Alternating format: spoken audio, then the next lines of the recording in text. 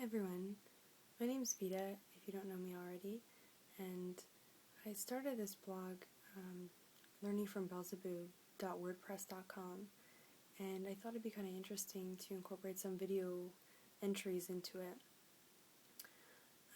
Personally, I've been reading through, for the second time, Flight of the Feathered Serpent by Armando Cosani, and I find this a really, really inspiring book. I think actually the foreword, Beelzebub put a foreword in this book, and it kind of encompasses what I feel about the book so far. So I'm just going to read it, a portion of it. And Beelzebub says, "It's great as a reference you pick up and delve into when you want some inner refreshment and a voice to talk to you, which speaks to you like a friend from a secret, sacred place. Bear in mind, though, this is not an easy book to read. It's full of symbolism, which you can easily put aside. If you do, you will miss many of its treasures." And I find that kind of interesting because I read this book for the first time maybe 1 or 2 years ago, and I really enjoyed it then, but I can honestly say a lot of it I didn't quite get, or it didn't quite resonate with me. But now, rereading it for the second time, it's amazing how much stands out to me now that didn't before. So I thought, we could maybe go over the first 5 chapters, and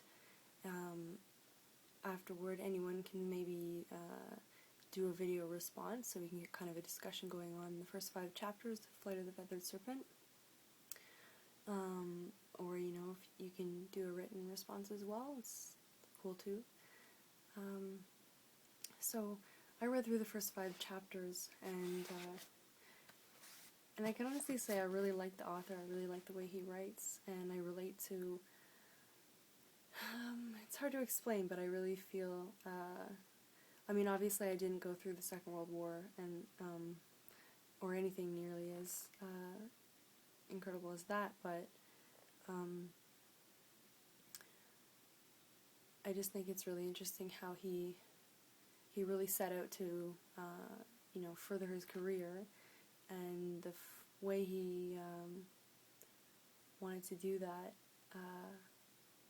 The reason he wanted to do that was to fix an injury that he got in the war, and what he did was prayed for it. So I found that really kind of interesting and sort of touching, just the way he's very honest, the way he writes, and about how he used to go to this church and pray, and in doing all of these things he meets this mysterious man who in the story he says that he never even knew this man's name, but was a pretty big inspiration to him, and that's why he wrote this book. Part of the reason he wrote this book was to talk about this man, but also to talk about these teachings that or these writings that this man left for him to publish.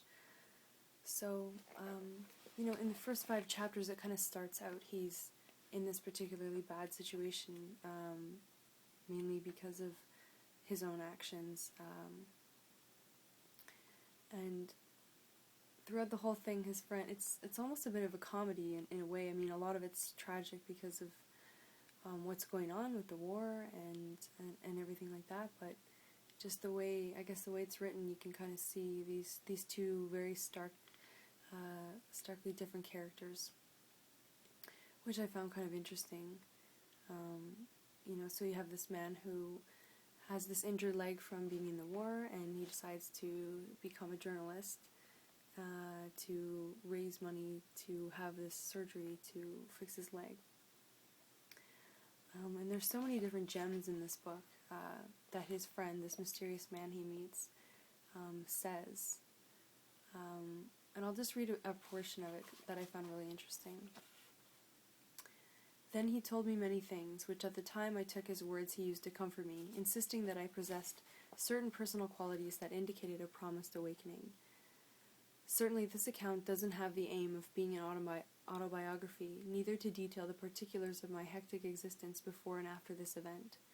and if I have to note down some personal facts, it is because I need to give some background that explains my friend, and that it also serves to back up the writings that he asked me to publish at this time, in quotes, with the aim of increasing the number of hours. I remember that every time I asked him what he meant by hours and who they were, he responded, "A very special kind of bee that occurs only from time to time and with great efforts." This was my friend's will, and I'm carrying it out, not only because I gave my word, but because I noticed something in all of this that might have some value which escapes me. It is even possible that one of the readers knows what it's all about, and could perhaps explain this man to me. And then he goes on to say that he never knew this man's name, or what he did, or anything like that. And, you know, this man's response is pretty incredible. There's a lot in it. So I'm just going to read it. I know this video is dragging on already. It's been 5 minutes, or 6 minutes, but there's a lot in the first 5 chapters of this book. But I'll just read through this because I found it really great. He who truly wants can know me. It is only necessary to want it in order to begin. I am everywhere in general and nowhere in particular. To those who call me, I come.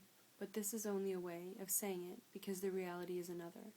Few know how to call me, and it usually happens that when I come to them, they get frightened, lose their heads, and overwhelm me with many questions.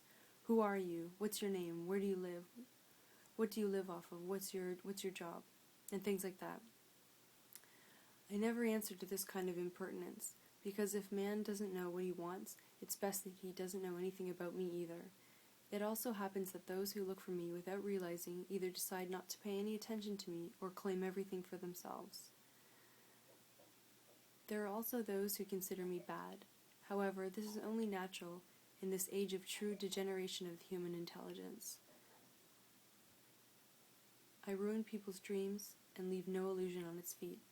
Few are those who decide to keep in contact with me. However, these few are truly fortunate, because they have the opportunity to know the true value of life.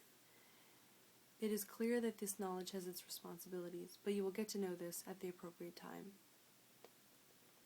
I don't know, I find that there's a lot in there that's pretty amazing, pretty deep. But this, in the first 5 chapters, it kind of, I don't want to spoil too much for those that haven't read the book, but it's a pretty good introduction to, obviously it's a good introduction to the story, but